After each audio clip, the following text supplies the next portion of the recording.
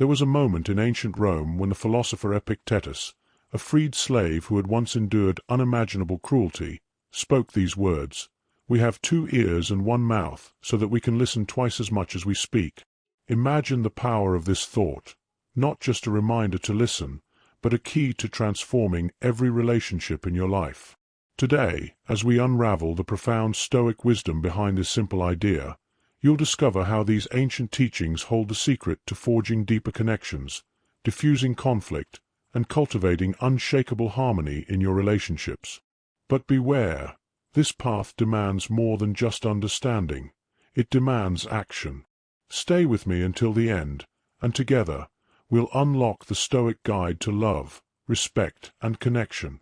Picture yourself in a world much like our own, filled with tension, misunderstandings, and unspoken words.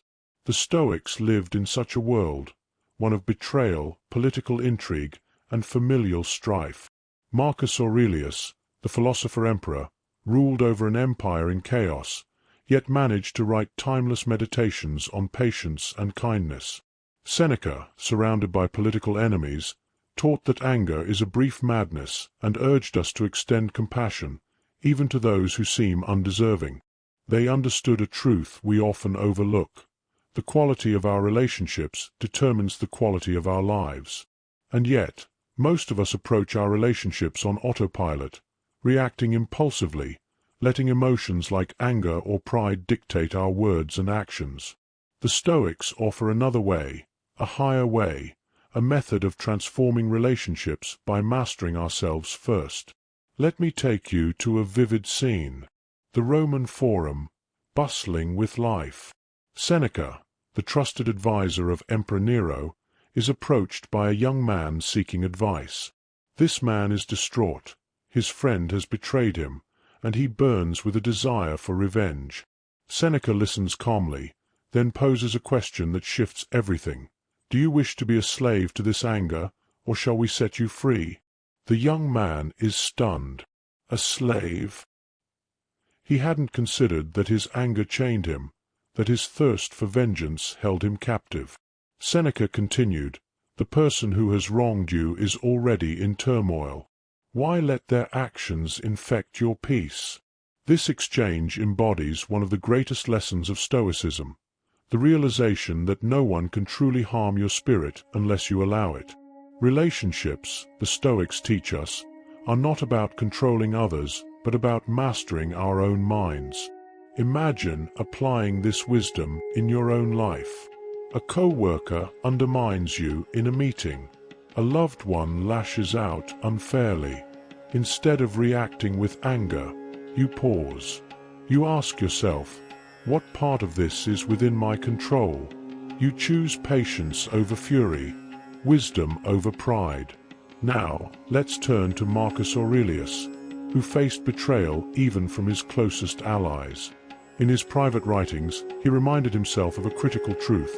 When you wake up in the morning, tell yourself, the people I deal with today will be meddling, ungrateful, arrogant, dishonest, jealous, and surly. They are like this because they cannot distinguish good from evil. These words might seem harsh, but they're not meant to condemn others. Instead, they're a call to compassion. Marcus understood that people act out of ignorance, out of their own inner turmoil. By preparing his mind for the inevitable flaws of others, he armed himself with understanding. He didn't let their shortcomings dictate his actions. This practice isn't about lowering your expectations or becoming cynical. It's about embracing the reality of human imperfection and learning to respond with grace instead of judgment. It's about seeing others, not as obstacles, but as fellow travelers on this difficult journey of life. Now imagine the possibilities this perspective opens up. A friend disappoints you, but instead of cutting them off, you reflect on their struggles. You choose to communicate with honesty and kindness, rather than letting resentment fester. A heated argument with your partner cools because you focus on their intentions rather than their tone. Epictetus, who rose from the chains of slavery to become a revered teacher, reminds us of another crucial aspect of Stoic relationships. reciprocity. He taught that every relationship is a partnership, a shared agreement. To transform your relationships, you must first ask, what am I bringing to this partnership? Am I a source of peace, or am I feeding the flames of discord? There's a quiet power in these teachings, a power that can reshape not only how you see others, but how they see you.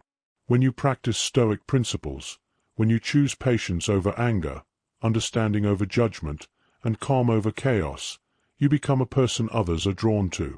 The transformation is subtle yet profound. You'll notice fewer arguments and deeper connections. You'll find that people trust you, confide in you, and respect you, not because you demand it, but because you embody the virtues they admire. So, I leave you with this challenge. The next time you face conflict, pause. Remind yourself of the wisdom of Marcus Aurelius, of Seneca, of Epictetus. Ask yourself, what part of this is within my control? Then act, not out of impulse, but out of intention. If this resonates with you, share your thoughts in the comments below.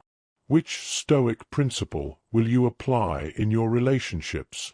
And if you're ready to take this journey further, don't forget to subscribe for more ancient wisdom to elevate your modern life. Let's walk this path together, one step at a time.